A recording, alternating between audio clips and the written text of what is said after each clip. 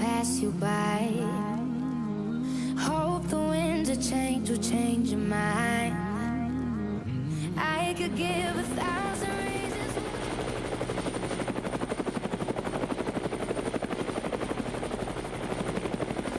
Make it on your own, but we don't have to grow up. We can stay forever young. Living on my sofa, drinking rum and cola underneath the rising sun. I could give 1,000 reasons why, but you're going, and you know that all you have to do is stay a minute. Just take your time. The clock is ticking, so stay. All you have to do is wait a second. Your hands on mine. The clock is ticking, so stay.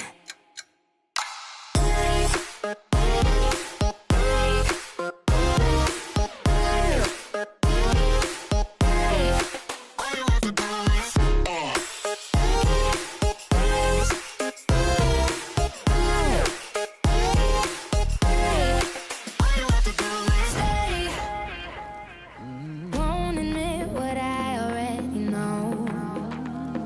I've never been the best at letting go. I don't wanna spend the night alone. Yes, I need you, and I need to.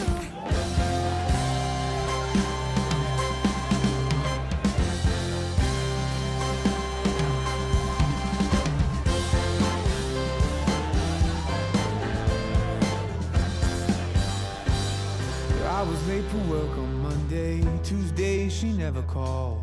Wednesday, I'm here. I work my fingers to the bone. Thursday, worries all around me.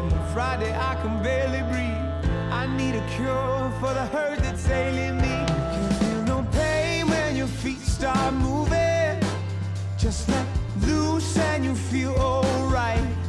Just keep it going all night. Yeah. Good times roll. Hey baby, throw your cares away. Good times roll. Leave your worry for another day. Good times roll. Leave yesterday behind. Let the good times roll tonight. Everybody's got their troubles. Everybody's been alone. There's nobody here that could make it on their own. When your worries all around you, got you bad and you can't sleep. Listen, baby, and I tell you what you need. Can feel no pain when your feet start moving. Just let loose and you feel alright. And keep it going all night. Come on, baby. Good times roll. Everybody throw your cares away. Good times roll. Leave your worry for another day. Good times roll. Leave yesterday behind. And let the good times roll tonight.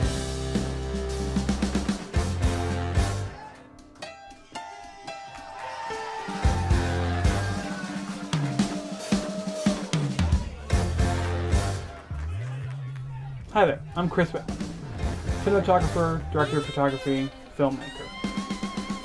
Cameras are a very big part of my life, and today we're going to talk about a camera that has been my A camera for the past few months.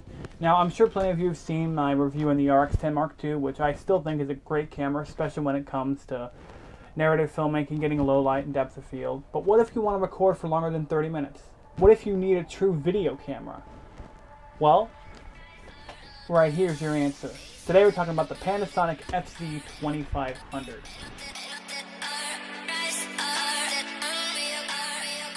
And I have done a lot of shooting on this little puppy. In fact, I think I figured out the best picture profile, at least for skin tones. We're going to test that out more tonight. We're going to get a few more shots that will be in this review. Now, I have used this camera. I've made money for it. In fact, the camera's almost paid itself off at this point. I've made, I would say, roughly $800 to $900 in the past couple months by using this on not that many paid gigs, just a few paid gigs, and that's how much the camera was. So it's very rare where you get a camera and you can use it on all kinds of shoots and you make your money back in a really quick amount of time because you bought the camera. And the gigs I got were because I could shoot 4K, and that's something that this camera is really good at. It's a 4K camera. It's a great HD camera. You can get slow-mo and stuff, right? But it's a very fully featured 4K camera as well. And with this camera, it allows me to have a cam that's a 4K camera, a B cam that's a 4K camera, and then I caught a couple of HD cameras to round out the selection there. But this camera I have taken and I've shot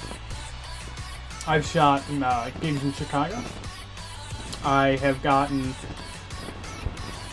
shot next to, this camera has matched up against a Panasonic G7. It's matched up with obviously the RX10 Mark II very well. It's matched up with a HMC 150 that some videographer was still using. It's matched up with a DVX 200 really well too. It's also matched up with a Sony X70 and all kinds of other cameras it's been matched up to. And this camera has gotten me gigs in Chicago that are from a Los Angeles production company. The LA production company wants someone that can shoot 4K, that can shoot footage that looks amazing, and I could do it for a little bit cheaper than some of the other people who have Reds and Alexas, yet I could get the same quality. People in LA who hire me, they don't know that this is an Alexa. They have no idea what this camera is. I've told them the model number, but they still are clueless. They think it's some sort of Sony camera. When I say I have a Sony RX10, they think that the footage from this is an A7 II or something. They have no idea. This camera can fool you because its image is so good, and it's just a great camera. I've shot for a Los Angeles-based production company in Chicago. I'm going to be shooting a film on it. I have shot baseball and sports on it. I've shot music videos on it. I've shot narrative stuff on it. I've shot obviously scenic stuff with it. I've shot all kinds of stuff with it, and this camera is a powerhouse. This camera is a powerhouse.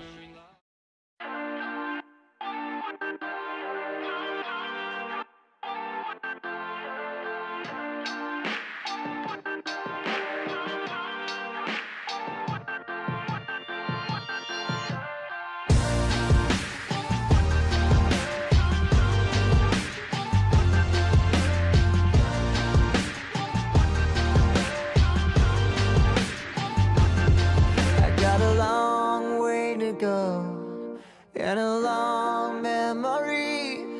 I've been searching for an answer, always just out of reach. Blood on the floor, sirens repeat. I've been searching for the courage to face my enemies when they turn down the lights. I hear my battle symphony, all the world in front of me. If my armor breaks, I'll fuse it back together. Battle symphony, please just don't give up on me. And my eyes are wide awake for my battle symphony.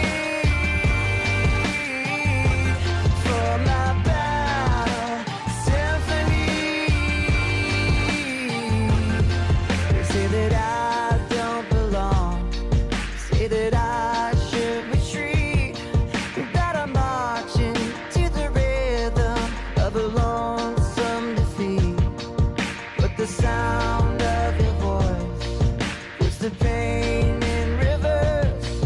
No surrender, no illusions, and for better or worse, when they turn down the lights, I hear my battle symphony.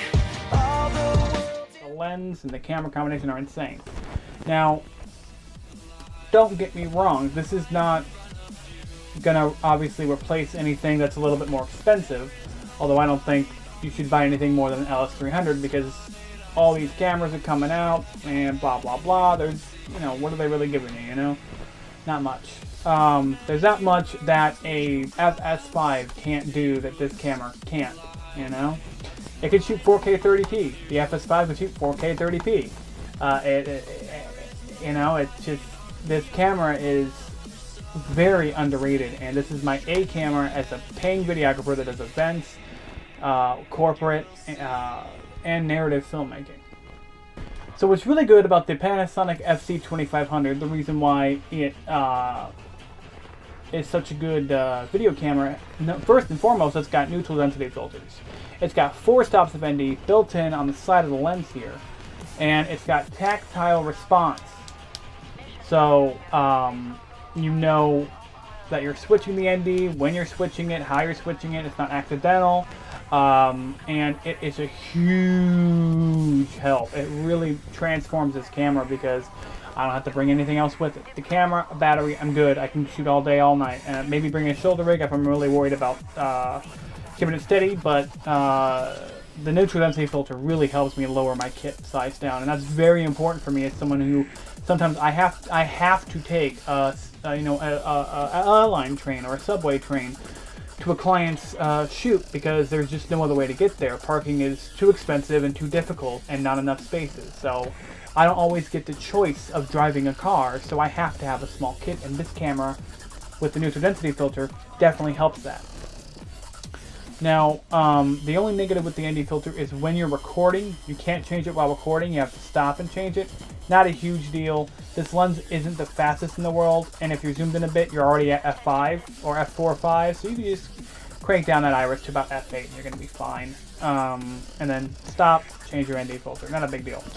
The other nice thing is it's got function buttons. Oh my lordy, it's got function buttons. What's nice here is I got slow zoom in, slow zoom out, and F3 turns these 2 dials, that's right, 2 dials, into my shutter and my gain. And that's how I change it, by pushing that and that. And I got slow zoom, so when I'm doing sports, when I'm doing interviews, I can do a nice creeping zoom in, and it keeps focus pretty good. You might drop it here and there at a certain bit, but it'll snap back. It's not too noticeable. When that happens, I actually have actual demos of this, and if you nail that focus and then you do your slow zoom, it's going to be fine. The servo zoom, however, that has an issue with it. If you do a servo zoom, the focus will bob and weave a bit. So if you're going to use your servo zoom, be sure to stop the lens down a bit, and that will help with that as well. But we got a servo zoom that works great. We got a slow creeping zoom that works great. And are you ready for the zoom range? Is insane. First off, we turn the camera on here, doesn't move. Which means I can put a depth of field adapter on here, I can put a matte box on here. As long as the camera's on, this lens does not move. I can put it on a gimbal, and I've used it on a gimbal. This lens not moving is a lifesaver. Thank you so much, Panasonic, for not making the lens move. The RX10 is impossible to put on a gimbal because of the changing lens size. So this is a huge help, and this allows you to put depth of field adapters and things like that on the front of this too, and I don't have to worry about breaking the lens. So that's very nice. Now the zoom range is 24 to 480. Now that's 1080p. When you go to 4K, it's limited to 36 millimeters, and because it has a fixed lens, you can put a wide angle adapter on there and get it wider. It's not a problem really. But what's amazing is it's not just 480 which is what it is in HD. What's amazing about this lens is it's an f4.5 720 millimeter lens.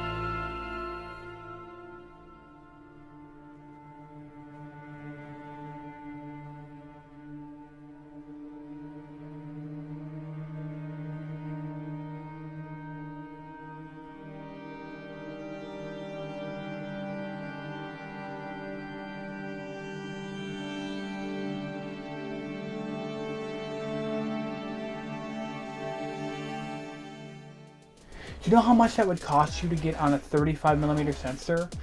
Over thousands of dollars it would cost you to get the 700mm Canon prime lens and that's f5.6.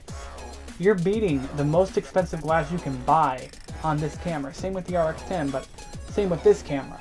It may not be that fast, but it's pretty darn fast for the amount of zoom range you get. It's insane, which makes events and space and sports like baseball a breeze to shoot. I can get right in on the player's torso and face to get that super dramatic picture shot that you couldn't really get with the RX10 II. However, other than baseball, to be completely honest, I don't see the extra zoom range as necessary. What's necessary is the fact that the lens doesn't move. I like to shoot telephoto stuff. I like to capture sunsets and just shoot from high places and stuff like that. Like from the John Hancock Observatory, when you're out and you want to get telephoto stuff, you can handhold it at 720 millimeters. You're going to get okay stuff with the stabilization. And I shot a whole video from the John Hancock Observatory, which was at the beginning of this video. However, if you want really good stabilization, if you put it in HD, it's got 5-axis stabilization in HD, and it's beautiful. So if you're handheld and you don't care that you're shooting in HD, it's great. It's even better in slow motion, that's for sure. So you get an insane lens. Now that's the thing, it's not a fast lens, which means you don't get great depth of field if you don't know what you're doing. Now, it's not hard to get depth of field out of this lens. All you got to do is take a step back and zoom in, and it has that zoom lens, so it's not a huge problem. Even in small spaces, you can get some good depth of field. I've done tests on that. Now, the shot behind me, depth of field. We got bokeh balls right back there behind the statue guy there. So, getting depth of field is a little bit more difficult, but not hard. However, it's not an RX10 Mark II. It's not a Carl Zeiss 2.8 lens, which is going to give you beautiful depth of field, and you won't even have to try. Now, the great thing about this camera is the sensor inside is so sensitive. They have to be using a Sony sensor, unless this is the new Panasonic one sensor, which I doubt it. It's got to be stacked or something, because I was able to shoot in a pitch black theater on a gimbal with this at f4.5, and I had my gain up to 12 dB, which is about 1600 ISO, and I had no issues with noise at all. You saw some of those shots in the intro.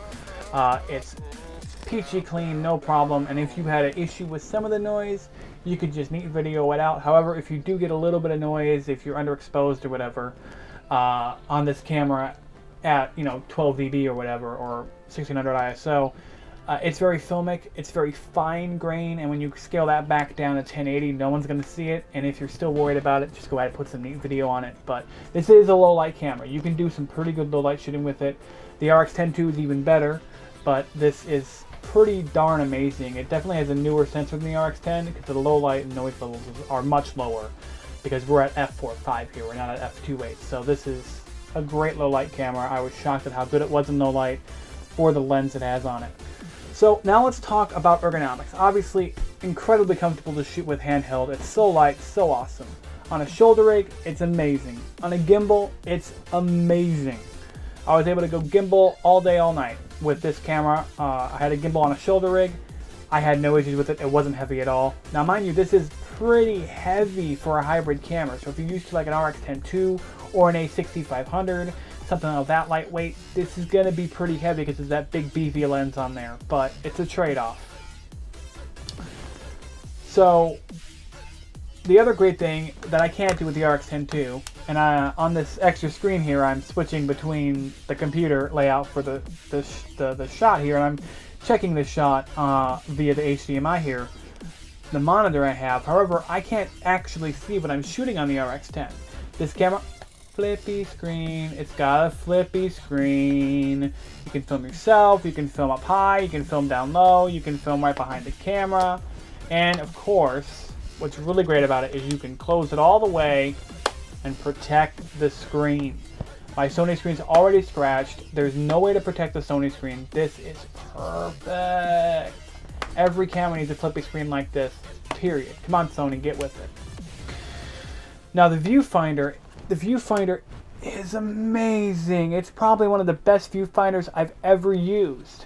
So with the cameras at height, I will use the viewfinder, or if I'm hand holding it for a third point of contact, I'll use the viewfinder because it's better than the LCD screen. It is so good. Even in very bright sunlight, I had no issues with this viewfinder. It is awesome. So that's really good. And then we got the servo zoom here. You can record with the shutter button, which is very, very nice. And of course, on off, your nice little dials here. White balance, all your main image options are changeable right here. Playback, and it's very ergonomic, very easy to do. There's not much in the menus. This is a touchscreen too, so if you want to get grimy fingers all over your screen, you can touch it to your heart's content. I turned that off because I hate touchscreens, period. So it's good for a phone, not anything else. It has autofocus. The autofocus it's okay. Is it reliable? I'd say if you put it on face tracking, it's going to be okay. I think the RX10 II is better at face tracking. I mean, it's on manual focus right now because I'm so wide, but obviously this is going to be a little less in performance, but I could say you could probably pull it off with the autofocus. I haven't used it too much. This is a macro mode, which is amazing, and that's really cool. That button right there, so that's very nice. Also, getting through the menus is a breeze. The Panasonic menus are absolutely a joy to go through. Now, when it comes to I/O, we got an SD card slot. I wish they would put 2. This is a GH5 body. Why are there not 2? Because it's the cheaper camera, Chris. That's why. Thanks, Panasonic. It's got a microphone jack. It's got a headphone jack. I love these very strong rubberized flaps. They're not going to fall off like some other cameras are. Very strong indeed. We have an HDMI and a USB port. Here's the beauty about it. That HDMI port, 10-bit 422 4K 30p, uncompressed right out of that HDMI slot. And I got a little rig to make it nice and secure, and it's absolutely beautiful. If you do have micro HDMI, not the end of the world. Spend some extra money, figure out a rig that's going to allow you to not have to worry about breaking the port, and you're going to have yourself a wonderful time. It is beautiful. The uncompressed output on this camera is insane. And if you got the 10-bit, then you can buy the Vlog upgrade for this camera and shoot log. What camera can shoot better than 4K 30p log? Oh yeah, a camera that's $5,000. And that's going to be the new Panasonic camera. Other than that, you got talking the FS7, you're talking the Ursa Mini. The Ursa Mini is crap in low light. You couldn't use it for event filming because it's just terrible in low light.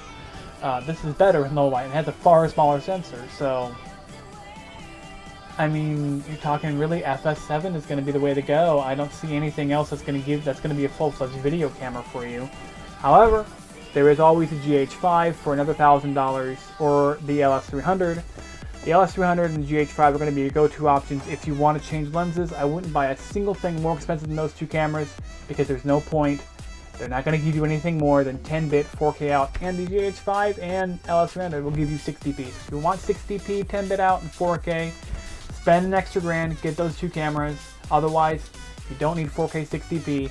You don't need anything more than this. Insane 10-bit 422. 10-bit 422. 10-bit 422. In 4K. Insane. Moving on. This has the multi-interface shoe on the top. Why? Because it has all these little itty-bitty connectors. That's how I know. I'm not blind.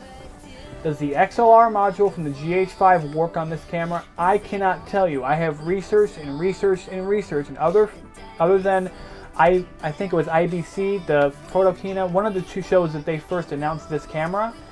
And they also announced the GH5, but it was a year away still. They had the XLR module on this camera.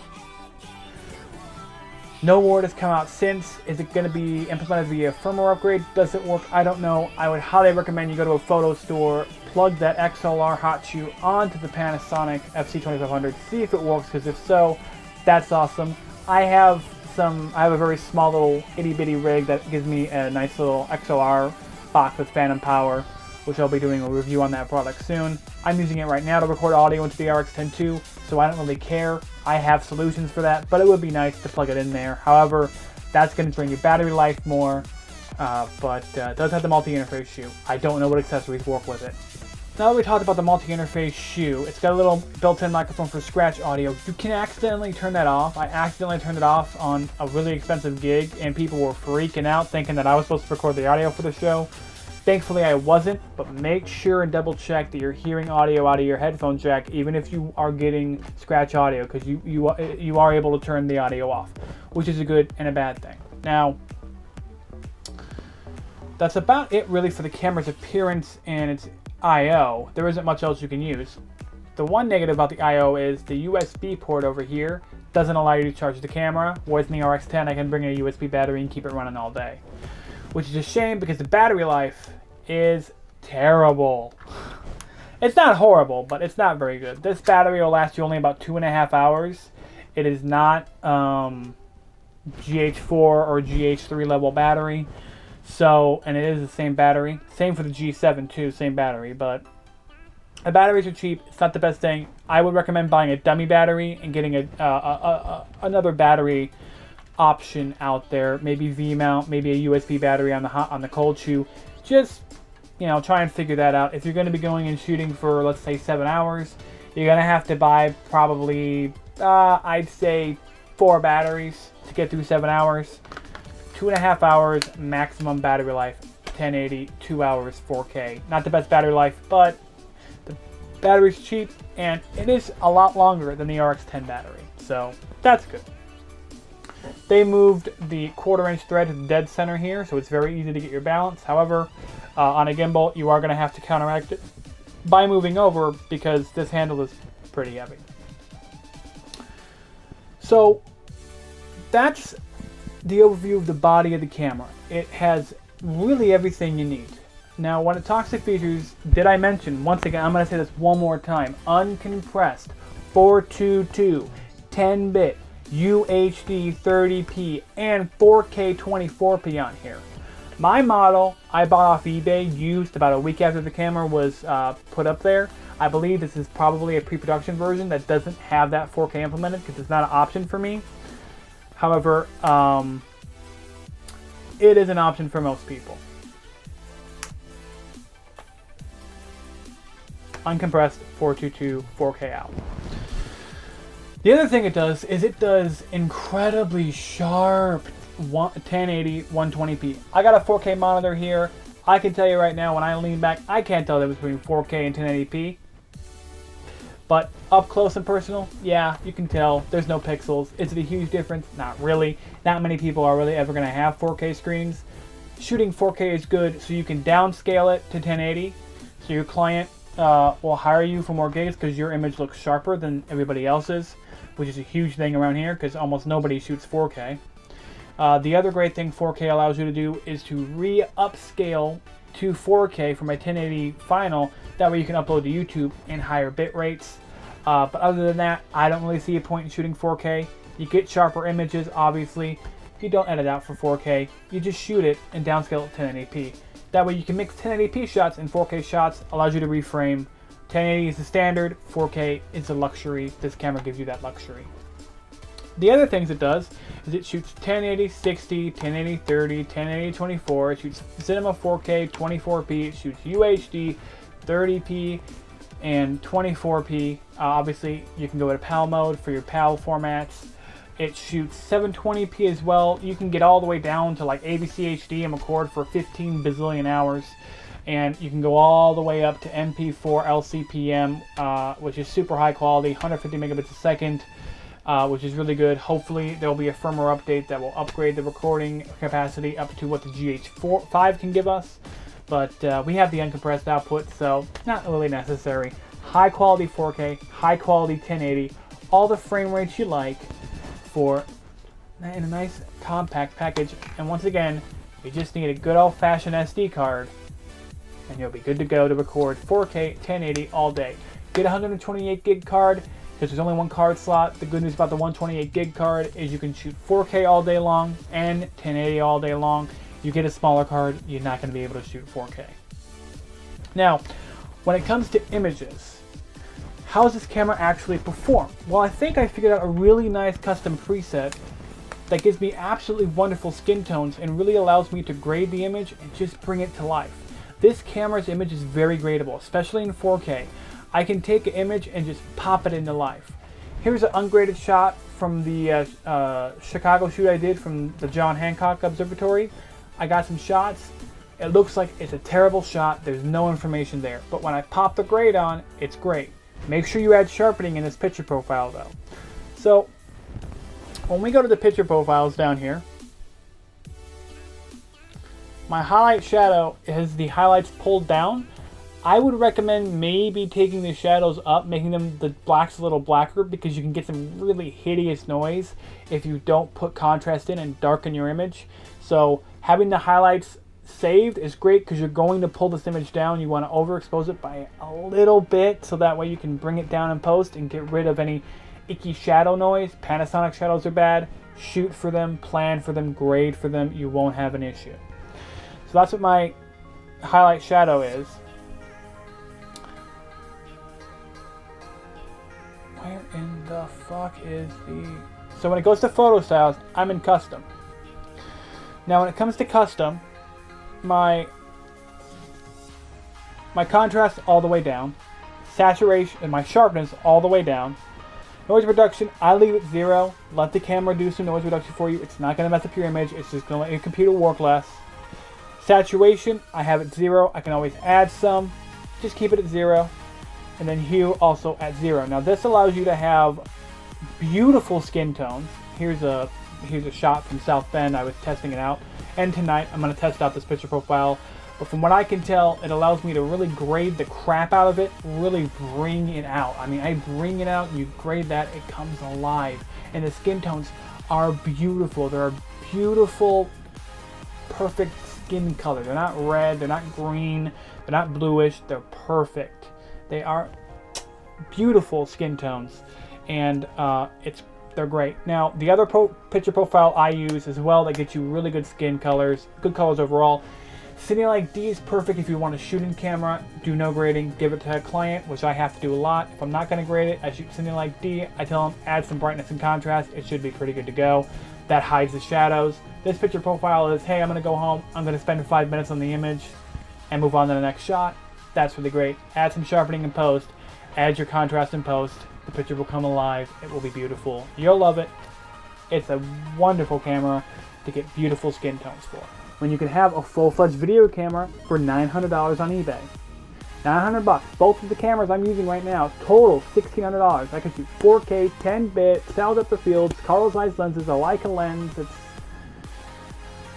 you know, $1,600. I have 2 cameras that can do that. I'm a full 4K shooter. I can go out and I can shoot a film. I can, you know, I fool Los Angeles-based production companies, and they think that I'm shooting with a camera that has a super 35mm sensor, and I don't.